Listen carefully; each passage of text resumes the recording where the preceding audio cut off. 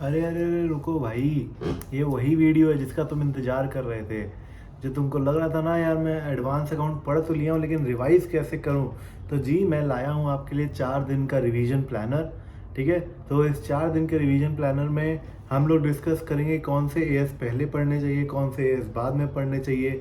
Practical topic जैसे कि consolidation, amalgamation, buy back, cash flow, Turner reconstruction etcetera etcetera, उसको किस समय पढ़ना चाहिए, कितना वेटेज देना चाहिए, कैसे, क्योंकि ये सब हाई वेटेज चैप्टर्स हैं तो इसको पढ़ने का एक ढंग होगा। ठीक है, सो मैंने ये लिख रखा है इसमें। सो मैं इसमें से आपको बताता हूँ। देखो, सबसे पहले हम लोग के पास मानते हैं 4 दिन होंगे। ठीक है, आप पेपर के पहले 4 दिन उठा लेना। ठीक है, उसमें सो ये जो हमारा फर्स्ट सेगमेंट होगा वीडियो का, ये बताएगा कि भाई किस तरीके से हम लोग को 4 दिन का रिवीजन प्लानर प्रिपेयर करना है। ठीक है, सो एएस पहले हम लोग शुरुआत के 2 दिनों में कैश फ्लो स्टेटमेंट, पहले दिन मान लो आप कैश फ्लो स्टेटमेंट कर लिए, बायबैक कर लिए, इंटरनल रिकंस्ट्रक्शन कर लिए, फाइनेंशियल स्टेटमेंट्स ऑफ कंपनी कर लिए, ये 4 कर लिए। ठीक है, नेक्स्ट डे 4 इनफ हो जाएगा। उसके क्वेश्चंस आप प्रैक्टिस करो बहुत ही अच्छे से, आपका काम हो जाएगा। अगले दिन जब सेकेंड डे 2 होगा आपका, आप उसमें ब्रांच करो, आप उसमें कंसोलिडेशन करो, आप उसमें अमेलगमेशन करो। ठीक है, और फिर जब आपका ये 2 हो गया ना, आपको एक कॉन्फिडेंस बूस्टर मिल जाएगा कि आप एक जगह लिख लो मुझे ये करना है और टिक करते जाओ, टिक करते जाओ।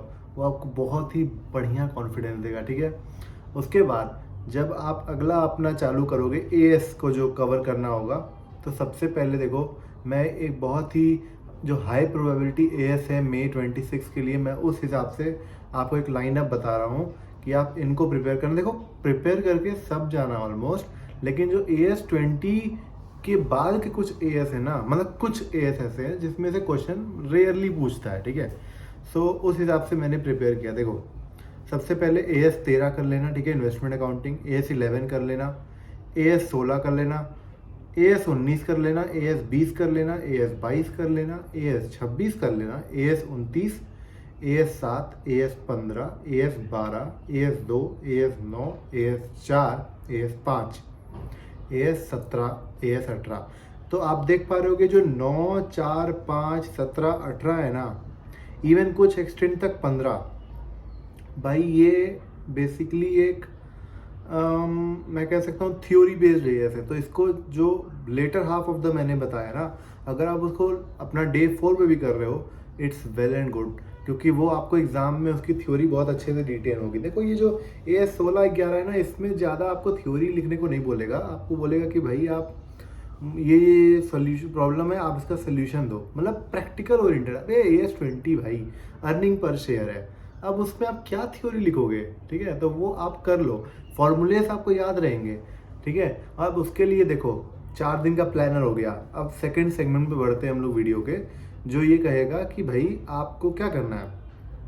आपको on the day of revision, ठीक है, डे ऑफ एग्जाम पे आपको क्या करना है। तो डे ऑफ एग्जाम पे आप ध्यान रखना कि आप जो आपने पहले 2 दिन में पढ़ा, कंसोलिडेशन, अमेलगमेशन, ब्रांच, इसके बिना मत जाना वरना कांड हो जाएगा। ठीक है, buyback, financial statement of company, cash flow, internal reconstruction, ये जो चीज़ें हैं इसको आप जो आपने एक नोट्स बनाया होगा, वरना मैं तो अभी धीरे धीरे वीडियो ला ही रहा हूँ। जैसे मैंने भी AS2, AS3 का लाया। ठीक है, तो ये सब मैं लेते आ रहा हूँ।